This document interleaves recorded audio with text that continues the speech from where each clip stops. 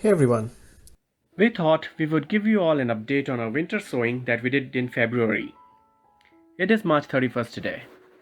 We sowed leek, kale, Canterbury, and lovage. And then we moved those containers out here in the bitter cold. We will link that winter sowing video here.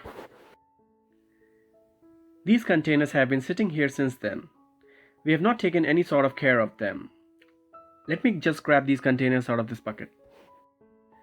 This is precisely why we love these transparent containers, since we can see the progress without opening them. Okay, let us open this and peek inside. This one is kale, and we do see few plants there.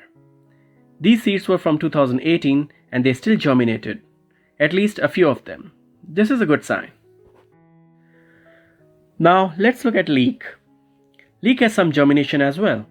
These seeds were from 2020, I believe, and usually onion seeds don't do too well as they get older, so I am not complaining at all with this germination. This container is lovage. I do not see any germination at all, which is quite contrary to last year when these seeds had excellent germination. I guess the seeds are done and old enough now. I believe we got these seeds in 2020. This one is Canterbury, and this one seems to be enjoying life.